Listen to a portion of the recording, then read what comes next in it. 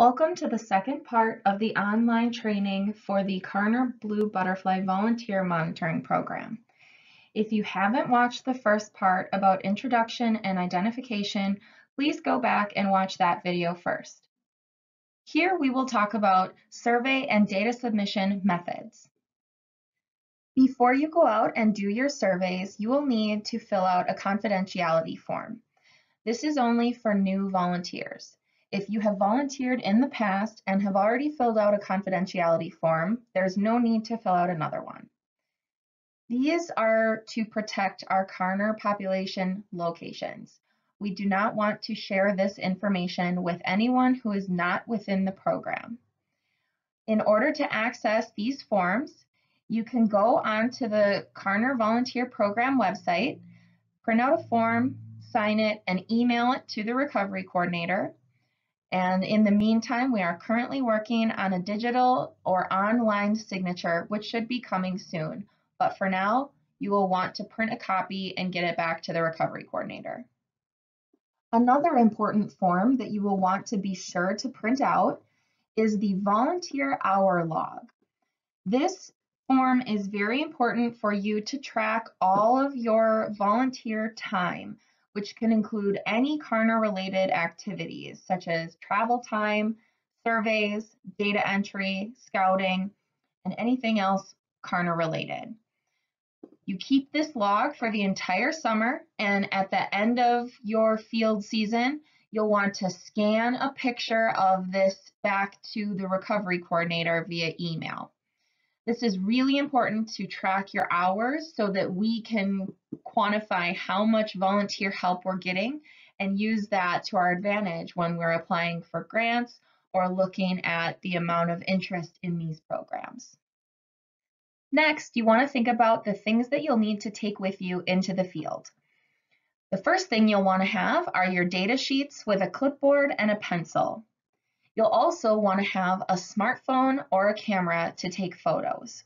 We recommend using a smartphone so that it will capture the location right on your phone if your location services are turned on. You'll also want to print out any Karner identification materials to help you ID Karners in the field, as well as water and sunscreen. The first step towards conducting surveys for Karners is to determine where you want to survey. One option you can choose is to survey areas that you're familiar with.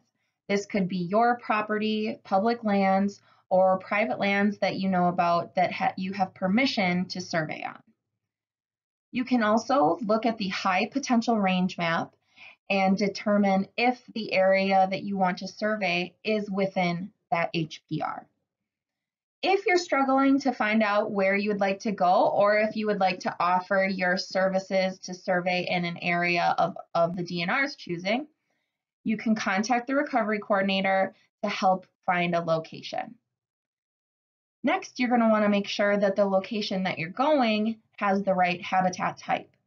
So you're going to want to make sure that the site has sandy soils as well as a solid amount of lupin present.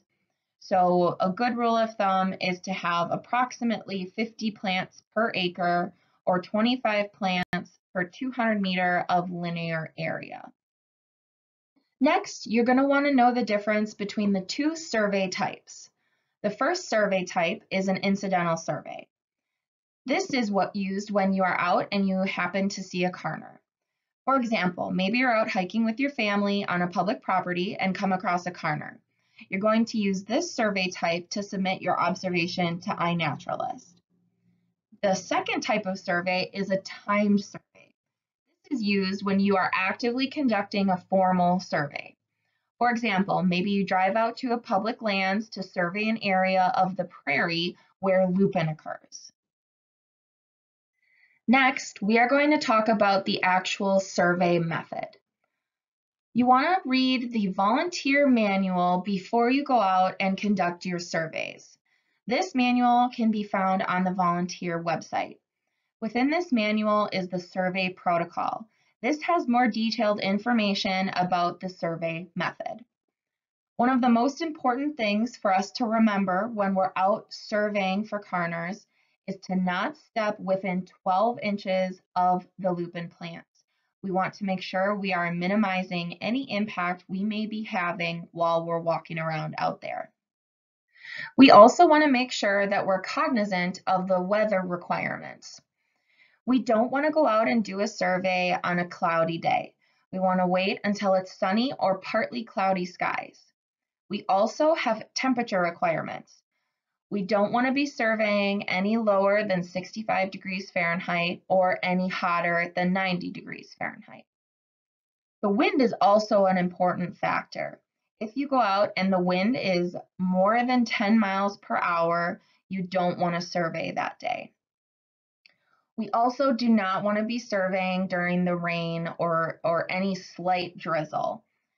Carners will not fly during that time, so we will be getting inaccurate information. If you're out during a survey and the weather just happens to deteriorate, say for example, you're out surveying and you get some drizzle or rain, the protocol is to come back the next appropriate day and stop where you are. If that happens, you're going to have to change your 7-day minimum, which we'll talk about in a little bit. To conduct the actual survey, you will be doing a random walk survey focused near lupin patches. So if you look at the figure, you see the green start arrow. This is where you're going to start your path. As you walk, you're going to serpentine through the habitat, making sure that you keep at least 10 meters between your last trap. 1 meter is approximately 3.3 feet. So a good rule of thumb is one large pace is approximately 1 meter. That will help you gauge your distance while you're out there. You also want to make sure that you're spending a minimum of 15 minutes searching for carners per acre. Using Google or aerial photos can help you determine the size of your site and what an acre on that specific area looks like. While you're out surveying, don't forget to take a photo. You are required to have one photo per site in order to submit your data. If you find carners at your site, you must take a photo of the underside of the carner to confirm that it is in fact a carner. If you're at a site and there are no carners found during the survey, you should take a photo of a lupin plant and use that photo as your data submission. Now let's take a look at our data sheet. What should you be logging? Before you begin your survey, you're going to want to fill out the top section of your data form, which will include name, date, and other habitat information. Next, once you start your survey, you can start filling out the carner data using tally marks to keep track of how many carner blues you see. You also want to be paying attention to the amount of lupin and nectar species you're seeing, as well as any invasives you might be able to identify and the amount of canopy cover. These are important factors for us to know later on when we're conducting analyses. You also want to be sure to take that photo of one carner or of lupin so that you are able to submit your data for this site. Now it's time to think about when you should go out and survey. First flight usually begins in late May to early June and lasts approximately 3 to 4 weeks. We recommend that you do not conduct your formal surveys during this time, but instead scout your sites if they're new to you so you can find out where your lupin patches are so you'll know where to go. During the second flight, which begins early to mid-July, is when we recommend you conduct your formal surveys. This flight usually lasts approximately 4 to 6 weeks. You want to be sure to conduct at least 2 surveys at each site and make sure that you have a minimum of 7 days between each survey date. You will be notified via email when carners start flying during each flight period by the recovery coordinator. If you are not on the email list, contact the recovery coordinator and she'll get you signed up. Next, let's talk about submitting data. We submit our data using the iNaturalist program. You're going to have to sign up and create a login, but don't worry, it's free. You can download the app to your smartphone, or you can go to inaturalist.org online to get signed up. Once you're logged in with your username and password, you're going to have to search for the project. It's going to look different on your phone versus on your laptop, but what you want to do is go to the projects and search for Wisconsin Karner Volunteer Monitoring Program. Once you find that, click on it and click Join to join the project. Be sure to only click this button once. This is also a reminder to check your phone settings and turn your location data on. This will allow your photos to grab a lat long when it takes a photo, and then you'll be able to directly download that information into iNaturalist later on. Now let's go through what it looks like to submit an observation via a laptop. First, you're going to click on your profile and then click the button that says Add Observations. After you've clicked Add Observation, you're going to find a photo to submit with your observation. If you had your location services turned on when you took the photo, this should auto-populate with the date, time, and location. If not, you're going to have to manually enter those. Next, you're going to want to find the species name, which will either be lupin or Karner.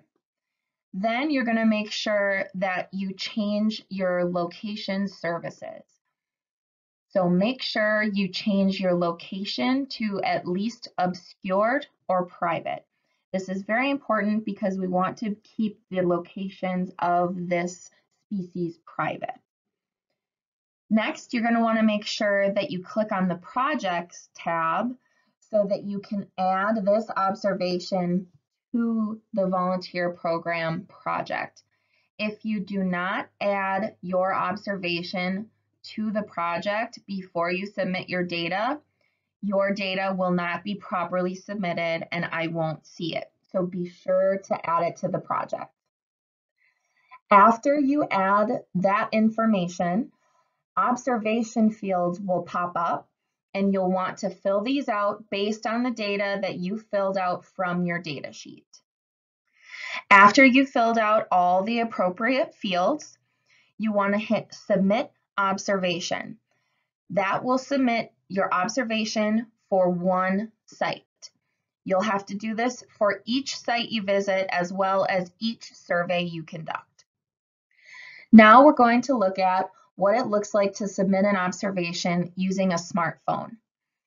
First, you're going to open the app and log in using your username. Then you're going to click on the Observe camera icon on the bottom.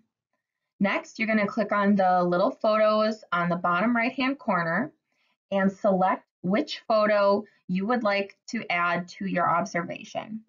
Again, if your location services were turned on when you took the photo, the date, time, and location should all automatically populate within the program. If it doesn't, you're going to have to do that manually. Next, you're going to want to search for the species that you're submitting, which again is either going to be a Karner blue or wild lupin. Select which species. Then select your privacy, again, changing it to obscured or private. Finally, you're going to want to make sure that you add this to the project. You have to add this to the project first in order for those other observation fields to pop up. So make sure you click on that project field and select the Karner Volunteer project.